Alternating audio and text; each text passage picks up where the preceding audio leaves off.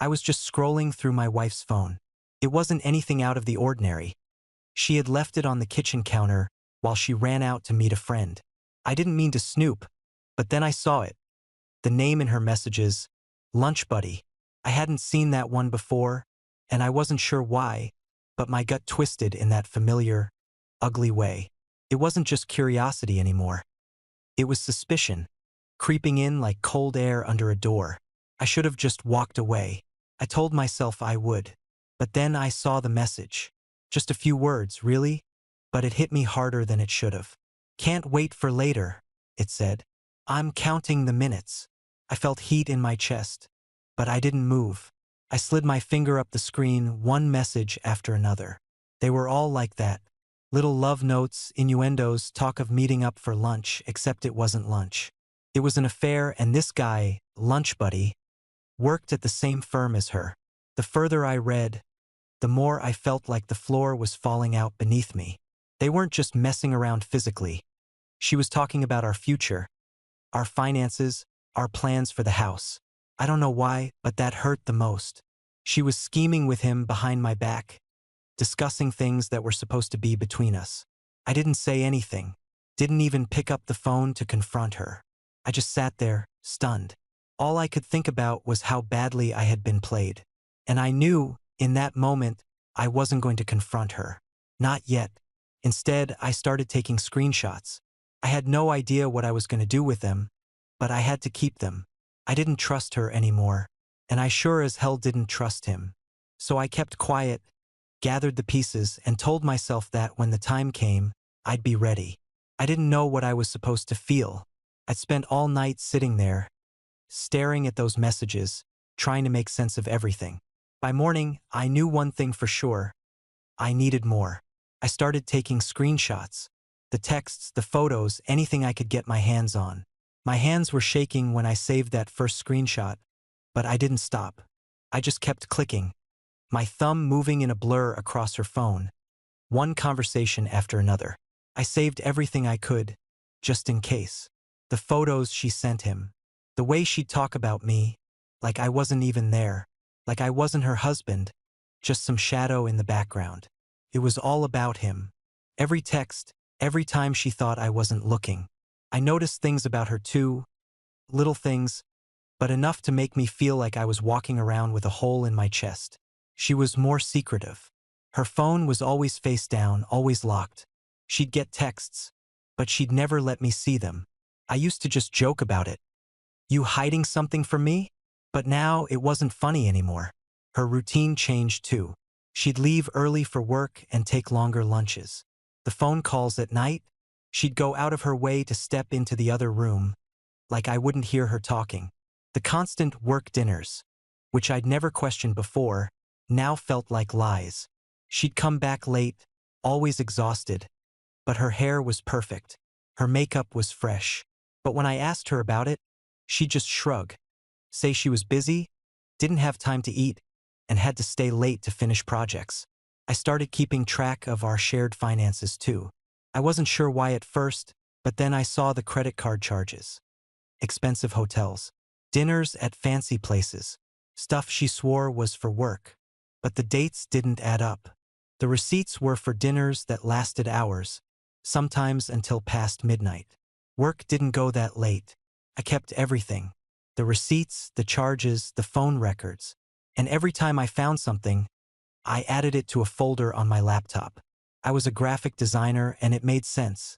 Everything I worked on had to be organized, neat, and precise. It was like I was doing the same thing here, but instead of marketing plans and layouts, I was collecting proof. Proof that my wife was doing everything I never thought she would. I saw him too. The guy. The lunch buddy. I didn't go looking for him, but I ran into him at work one day. He was there, standing near the printer when I walked by. We both froze for a second. I felt it, his eyes on me, trying to figure out if I knew. And for a split second, I wondered if he was going to say something. But he didn't. He just turned away. It was a little thing, but it burned. I couldn't bring myself to confront her. Not yet. I didn't know what I would say, how I would say it. I had to be smart. So I kept gathering. I didn't tell anyone. Not my friends, not my family. This was my fight and I had to handle it. I called a lawyer, though. One I found through a friend. A small office, nothing flashy. He was calm, asked me to send over all the evidence I had. I did, and when I sat down with him, he just looked at me for a long moment before speaking. "Keep quiet," he said. "Gather everything you can. Don't confront her. Not yet. When the time comes, you'll have your proof." I nodded. It felt like something heavy was settling into my chest. But I didn't show it. I just kept nodding, taking everything in. I wasn't ready for this to explode yet, but I wasn't going to let it slide either. I kept going. Texts, phone calls, the way she looked at me when she thought I wasn't paying attention. Every single detail. All of it started to feel like a string of lies, and I was holding the thread, just waiting for the right moment to pull. The silence between us grew in ways I hadn't expected. At first, I thought it was just the usual ebb and flow of life. She was busy, I was busy, we both had things going on. But over time, I started noticing the small shifts. The things I used to take for granted now felt off, like she wasn't really there. When she came home, she was distracted. She'd put her things down, barely a glance at me, and go straight to the kitchen or the bathroom. I'd try to start a conversation, but she'd give me one-word answers or look at her phone like she couldn't wait to leave. I didn't know if she was tired, guilty, or if she just didn't care anymore. I kept my distance too. I had to. I couldn't let her see anything. No suspicion. I was always polite, but I could feel it. Every time she touched me, or kissed me on the cheek, or said something that sounded too familiar, it felt like a lie. Everything she said felt like a script she was reading from someone else's life, not mine. I had stopped asking her questions about her day. The answers were always vague. Busy, nothing exciting. And I knew she wasn't telling me the truth. I didn't want to hear it anyway, so I focused on my own plan. I buried myself in work, in organizing the evidence. I'd keep it quiet for now, but when the time came, I would hit her with it all at once. I could almost taste the satisfaction of it, the moment I'd pull back the curtain on everything she'd done. At night, we'd lay in bed next to each other. I'd hear her breathing, and the only thing I could think about was how it wasn't real, how everything between us was built on a foundation of nothing. She'd roll over, her back to me, and I'd lie awake. I'd watch the dark shadows on the ceiling, trying not to feel anything. It was easier that way. If I felt something, I might break, and I couldn't afford to break yet. Her smile started to feel like a mask. I hated that. It made everything harder to process, harder to trust. We had dinners together, but they were hollow now. We'd eat, talk about mundane things, work, groceries, plans for the weekend, but there was this gap, this invisible thing between us. And the longer I went without saying anything, the deeper it seemed to get. Some nights, I'd catch myself thinking about how we got here. Was it always like this? Had I been blind to it? I used to believe in our marriage, or at least I thought I did. I'd believed we were building something real together. But now it felt like I was just a placeholder in her life, waiting for my turn to be discarded. I started getting cynical about everything, about our marriage, about my own role in it. What had I missed? How had I been so stupid to not see it? She'd always been a little distant, a little independent, but I convinced myself it was just her personality. Now I couldn't stop seeing it for what it was: emotional withdrawal. I'd been so focused on the surface level, I never saw how far apart we'd really drifted. I was becoming someone else, someone I didn't recognize. I didn't want to be a victim, but at the same time, I didn't want to be the guy who turned a blind eye. I told myself that when the time came, I'd have my chance at justice. But deep down, I knew the real damage had already been done. The trust was gone, and no matter what happened next, that was something I'd never get back. I kept my emotions in check. I had to. If I didn't, I'd lose control, and control was the only thing I had left. So, I buried everything down deep, kept my face neutral. It was the only way I could get through each day without feeling like I was suffocating. She had no idea what was coming. I could see it in her eyes when we talked, that casual indifference. She thought she could keep going, keep playing this game, and I would just sit by, oblivious. But I wasn't. I wasn't going to sit by anymore. Soon it would be over, and when it was, she'd finally understand how much I knew, how long I'd known. And then, maybe, she'd feel it, the weight of everything I'd been carrying. Came one evening, just like that. She'd been distant for days, even more so than usual, but I didn't expect this. We were sitting at the kitchen table, eating dinner. She was poking at her food with a fork, not really looking at me, and I could feel the tension building in the air, thick and suffocating. Finally, she spoke. Her voice was steady, but I could tell there was something underneath. Guilt, maybe, or relief. "I think we should separate," she said, her words slicing through the air like a blade. I froze. It didn't feel like a surprise, but it did feel like a punch to the stomach. I looked at her, trying to keep my face neutral, even as my heart was pounding in my chest. "Why?" I asked, even though I already knew the answer. "We've drifted apart," she said, glancing up at me. Her eyes were tired, like she had been rehearsing this. "I don't think we're happy anymore. I'm not happy. And I know you're not either." I sat there, staring at her. I didn't say anything for a moment. There was a part of me that wanted to scream, to demand the truth, but I didn't. Instead, I just nodded. "Okay," I said, my voice even. Calm. Too calm, maybe. "If that's what you want." She looked almost relieved, like the weight had finally been lifted off her shoulders. She seemed surprised, almost, like she thought I'd fight her, beg her to stay. "We'll sell the house," she continued, like she was reading from a script. "We'll split everything down the middle, like we agreed." I nodded again. Felt like she was talking about someone else's life. This wasn't my marriage. This wasn't my wife. "Yeah," I said quietly. "That sounds fair." I could tell she didn't expect me to be so cooperative. I don't think she thought it would be this easy. I didn't say much more. I didn't need to. It was happening and I wasn't going to stop it. But I wasn't going to let her get away with it either. Not like this. I kept my face blank as she talked about the logistics, the house, the moving process, how we'd split things. It all felt so cold, so final. And part of me felt this strange sense of powerlessness, but another part of me felt a simmering satisfaction. Because I knew what was coming next. As soon as she moved out, I'd be ready. I couldn't make my move yet, not while she still thought she had the upper hand. But soon, very soon. That night, I didn't sleep. I went over everything in my head, what I needed to do next, what steps I had to take to protect myself. I called my lawyer first thing the next morning. He listened to the situation without saying much, then told me what I already knew. "Wait until she's gone.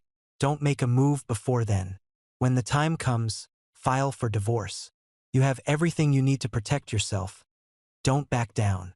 I agreed, feeling that familiar knot of anxiety in my stomach, but I also felt something else, relief. At least now I had a plan. I didn't have to act rashly or recklessly. I could wait for the perfect moment, play it cool, and then hit her with everything. The house, the bank accounts, the evidence I'd gathered. She wouldn't see it coming. I would make sure of that. And so I waited. Each day, I kept everything normal between us. I didn't press her for details. I didn't show any signs of anger, any sign that I knew what she had done. It was all part of the plan. She didn't deserve any kind of fight from me, not when I knew I had already won. When she moved out, that would be the moment. Everything would change and I'd be ready to strike. The day she moved out, I made sure everything was in place. I'd already gathered all the evidence. Text messages, photos, receipts. Everything that proved what she'd been doing. It felt like a weight was lifting, but it also felt like the calm before the storm. I couldn't wait any longer. I wasn't going to let her control this situation any longer. I filed for divorce that morning, after she'd left for work. My lawyer had prepared the papers, and I handed them over to the process server with instructions to deliver them to her at her office. I wanted her to feel it all at once. The betrayal, the truth coming down on her head. I needed her to know that I wasn't the one who was going to walk away from this. It was surreal watching it unfold. For weeks, I'd been walking this tightrope, gathering evidence, playing my part like a man waiting for the right moment to strike. And now, with the papers filed, I was finally free. I didn't think about it too much as I went through my day. I tried not to think about how she would react when she got the papers. I knew she'd be upset, shocked, even, but that wasn't my problem anymore. My problem was making sure I didn't get screwed over, making sure she didn't try to turn this around on me like she had done so many times before. The call came later that afternoon. It was her lawyer's office. They wanted to talk about the divorce, try to negotiate. I knew what they were going to say. They'd offer some half-baked settlement, try to make me feel like I was the one causing drama. But I wasn't interested in playing that game anymore. When I picked up the phone, I could hear the lawyer's tone. Calm, measured, like they were trying to put me at ease. "Mr. Richardson," the lawyer said, "we've received your divorce filing. We'd like to discuss a fair resolution here. My client wants to avoid a long, drawn-out process." I didn't waste any time with pleasantries. "I'm not settling for less than what's fair," I said. "She's got to own up to what she's done. You can take that back to her." There was a pause on the other end. I could almost hear the lawyer nodding, like they weren't surprised by my response, but they were still trying to negotiate. "I understand your position," the lawyer said, "but we believe we can come to an agreement without going to court. You're both entitled to half of the marital assets. We just need to." "No," I cut in. "I'm not agreeing to anything unless it's a fair split. And you can tell her the evidence is clear. She's not getting away with this." There was silence again. I didn't feel any satisfaction in it. Not yet. But it was coming. I knew I wasn't the one who had to beg or settle. She had to deal with this now. The lawyer finally agreed to schedule a meeting, but I knew they wouldn't be able to get me to budge. When I hung up, I felt a small rush of power. Not much, but it was something. I wasn't the one who was being manipulated anymore. The next few days were a blur.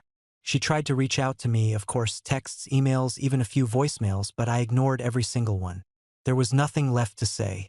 She was either going to deal with the reality of what she'd done or she wasn't. I wasn't about to be her emotional safety net anymore. Not after everything. It was a weird feeling, not responding. A part of me wanted to tell her what I knew, wanted to confront her face to face. But that was the thing. She was used to controlling the narrative, used to pulling the strings. But now I had the power. I didn't need to say anything to her. She'd figure it out just like I had. I kept my eyes on the prize. A fair division of assets, a clean break, and the satisfaction of knowing that I had everything she tried to hide, all laid out in front of me. I wasn't angry anymore, at least not in the way I had been before. I was past that. What I felt was something colder, something final. She'd thought she could walk away from this without consequence. But now she'd have to face the consequences. And I would be right there, standing tall, making sure she couldn't twist anything to her advantage. The truth was on my side, and no matter how much she tried to spin it, there was no way out for her now. The day of the preliminary hearing felt surreal. I hadn't expected to feel anything at all. But there I was, sitting in that cold courtroom, my hands clenched into fists on my lap. I could hear my heart beating in my ears, but I kept my face calm, even though I wanted to jump up and scream. Her lawyer went first, of course. The guy had this polished, rehearsed way about him, like he knew exactly what to say to make everything sound better than it was. He painted me as this bitter, vengeful husband, twisting the facts, saying the marriage had been on the rocks long before she met the other guy. "Mr. Richardson," he said, looking right at me, "has clearly let his emotions get the best of him. The marriage was already falling apart when Mrs. Richardson sought comfort elsewhere. This is not a case of betrayal. It's a case of two people who simply grew apart." I wanted to stand up and shout at him that he was full of shit, but I didn't. I just sat there, staring ahead, letting him speak. I could feel the weight of those words, trying to land like they meant something. But they didn't. He could twist it all he wanted, but he wasn't going to change the truth. Then my lawyer spoke. Quiet, calm, but every word hit with the weight of a hammer. He pulled out the evidence, texts between my wife and the affair partner, all the photos, the financial records. He methodically laid it out, one piece at a time. There was no spin, no interpretation, just cold, hard facts. I watched as the judge's eyes widened when the financial records came up, the charges to our joint credit card, those expensive dinners, the hotel stays. the trips she had tried to pass off as work-related. The judge asked her direct questions. "Mrs. Richardson," he said, "can you explain these charges on your husband's credit card? Did you not discuss this with him at the time?" I could see her stiffen, but she didn't answer right away. The silence stretched out. She looked at her lawyer for a second, like she was hoping he'd bail her out, but he just nodded toward the judge, like he knew there was no way to get around it. She couldn't deny it. "Well," the judge pressed, "you used your husband's money for these expenses. What was the purpose of the trips? Work? Or was it something else?" Her eyes flicked nervously between the judge and the table, like she was trying to decide whether to lie or admit it. Finally, she stammered out, It was for work, but we didn't talk about it. I thought it was fine." The judge didn't let up. "So, you didn't think to discuss with your husband that you were using his credit card for a series of hotel stays, dinners, and trips? You didn't think it was important?" Her silence said everything. She couldn't answer. She knew the truth had already been laid out in front of her, and there was no way to twist it now. After a few more minutes of back and forth, the judge looked over the papers one last time, sighed, and finally spoke. "Based on the evidence presented, I'm ruling in favor of Mr. Richardson. You, Mrs. Richardson, will be responsible for reimbursing your husband for the $10,000 you spent during your affair. Additionally, Mr. Richardson will have full control of the retirement savings and a larger share of the equity in the home." I exhaled slowly, trying to keep my emotions in check. The relief was there, but it didn't feel like victory. It felt like closure, like the truth had been exposed, and there was no more hiding. Her face fell. The anger that flared in her eyes was sharp, but there was something else too, a kind of defeat. She knew she'd lost. Her lawyer tried one last time to make a deal, suggesting a smaller settlement, but I wasn't having it. "No," I said, my voice steady. "The ruling stands." I didn't care about negotiating anymore. I'd spent too long keeping quiet, pretending like I wasn't watching her destroy everything we'd built. This wasn't about money anymore. It was about the truth, about making sure she knew that I saw her for what she was. I wasn't the one who was wrong in this marriage. When it was all over, I stood up, feeling like I'd been holding my breath the entire time. I didn't feel good about any of it. There was no joy in the win, just a dull ache that came from knowing everything was broken. The marriage, the trust, the years I'd given her. It was all gone, and no legal victory could change that. But she knew it now. She couldn't manipulate me anymore. And for the first time in a long time, I felt something close to peace. A few days after the hearing, the storm started brewing. At first, it was subtle, just a few cryptic posts on her social media. I wasn't really surprised. She'd always been the type to air her grievances publicly, but now it was different. She wasn't just sharing vague emotions. She was painting herself as the victim, claiming I'd financially abused her, manipulated her emotionally, and turned everything upside down. I stared at my phone, reading her posts, the sharp sting of her words landing like daggers. She talked about how she'd tried to make things work, how she was trapped in a marriage that had suffocated her, and how I had controlled everything from the finances to her emotions. It was like she was rewriting history. It wasn't just hurtful, it was infuriating. I could almost feel her watching, waiting for me to react. I could hear the quiet little voice in my head telling me to jump in, to set the record straight, but I couldn't. My lawyer had warned me, let the legal results speak for themselves. Don't engage. Don't play her game. So I stayed quiet. But that didn't stop the frustration from eating at me. I wanted to scream, to tell everyone the truth, to expose every little thing she'd done. My phone started blowing up with messages from friends and family. Some of them were in shock, asking if the things she was posting were true. Others were rallying behind me, telling me they knew exactly what had happened. But the worst part was the mutual acquaintances, people I thought were neutral. They started picking sides. Some were on her side, feeling sorry for her, believing her version of the story. Others supported me, but the doubt in the air was palpable. It didn't matter that I knew the truth. It didn't matter that I had proof. There was something about the public nature of it all that made everything feel messy. At work, it was worse. My coworkers, the ones who knew we were getting a divorce, had started gossiping. Some of them offered sympathy, but it wasn't always as sincere as it sounded.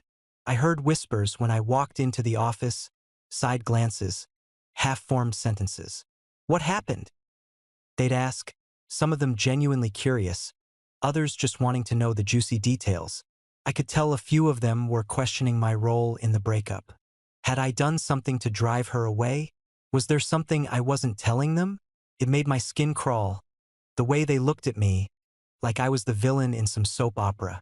I could have told them everything, could have explained why I was taking the stance I was, but what was the point? They weren't there. They didn't know the whole story, and I didn't owe them an explanation.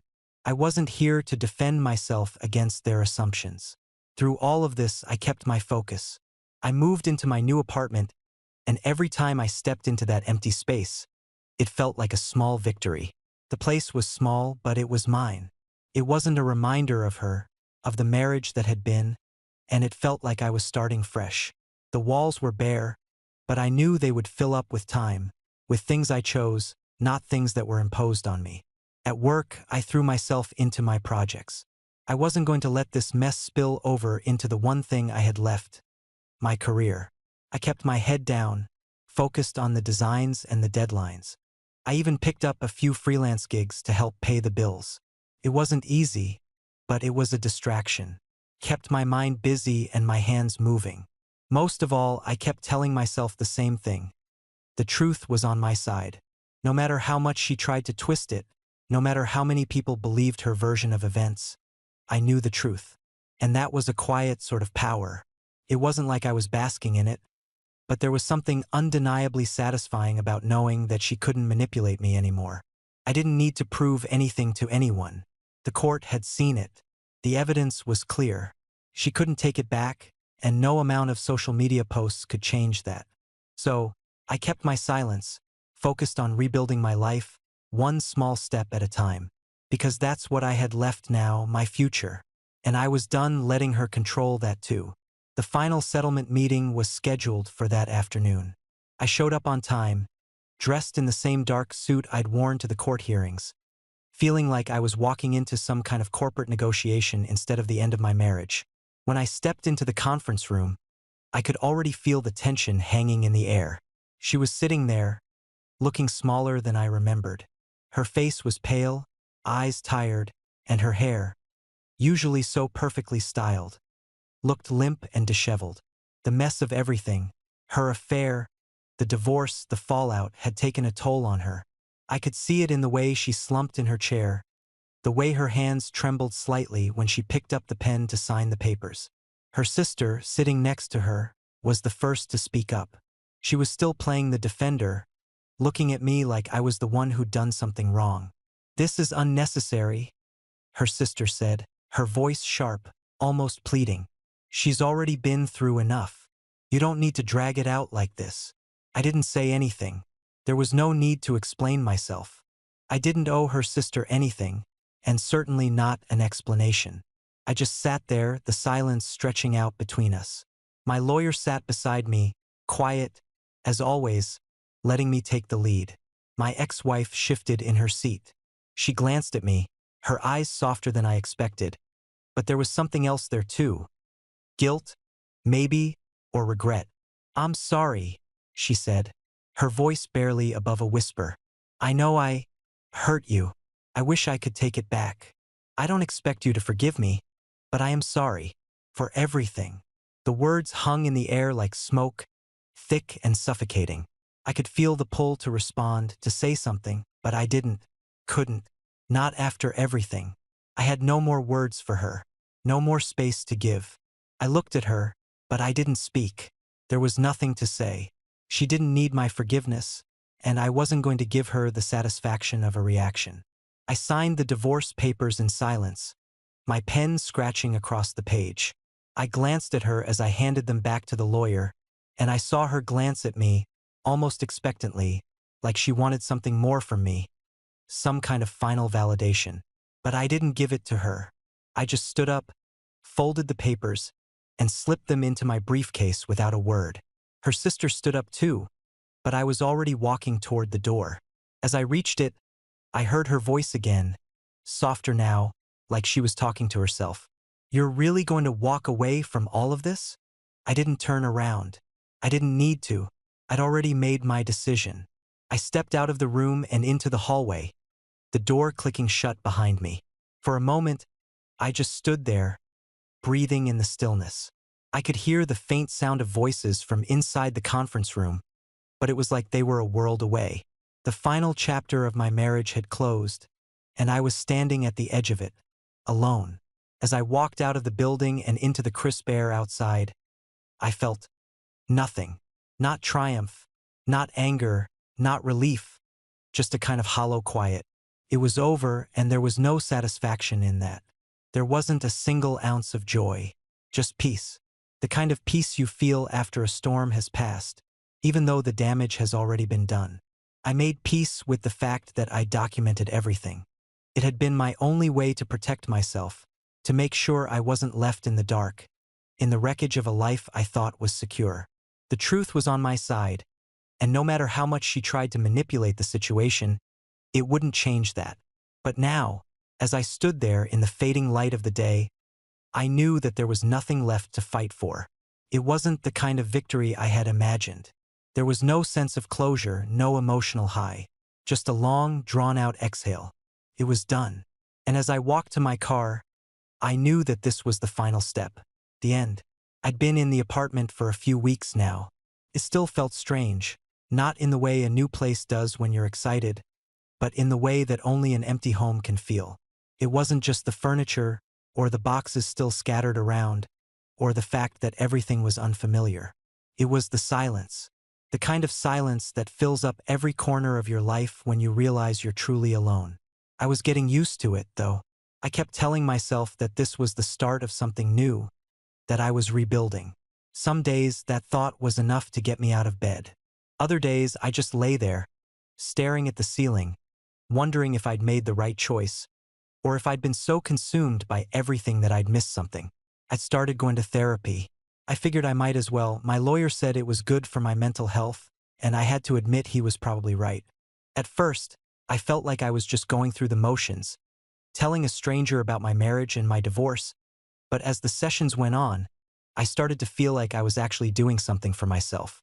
I could feel the tension slowly start to drain from my shoulders, even if it was just a little at a time. The doubts still crept in. Sometimes, late at night, I'd wonder if I was wrong, if there was more I could have done to save things. But then I reminded myself of the truth that had been laid out in the divorce papers, the truth that was irrefutable. I hadn't been perfect, but I hadn't been the one to destroy our marriage. I wasn't the one who betrayed the other. Financially, I was fine. The home sale had gone through, and with the restitution from the divorce, I had enough to start fresh. It wasn't a windfall, but it was enough to give me a cushion. I'd started looking into investing the money, figuring out what I wanted to do with my future. Maybe some travel, maybe starting a new business. The world was wide open, and for the first time in a long time, I wasn't scared of what came next. The emotional toll, though, it wasn't something that just went away. I'd be lying if I said I wasn't still carrying some of it with me. Trust was hard to rebuild, and I didn't know if I could ever look at relationships the same way again. Every time I met someone new, part of me held back, afraid they might turn out the way she had. But I wasn't going to let that stop me from trying to move forward. Then, one afternoon, I got a message. It was from a mutual friend of mine and my ex-wife. I hadn't heard from them since the divorce, and to be honest, I wasn't expecting much. But the message was simple. "I'm sorry, I didn't know the full story. I didn't realize what you were going through. I hope you're doing okay." It wasn't much, but it hit me in a way I didn't expect. It was a small gesture, but it felt like a piece of validation I didn't know I needed. Someone else saw me. Someone else knew that this wasn't just some messy breakup. It was something real, something painful. I didn't respond right away. I wasn't sure what to say. But after a while, I typed back a simple, "Thank you." It felt good to acknowledge it, even if it was just a small step forward.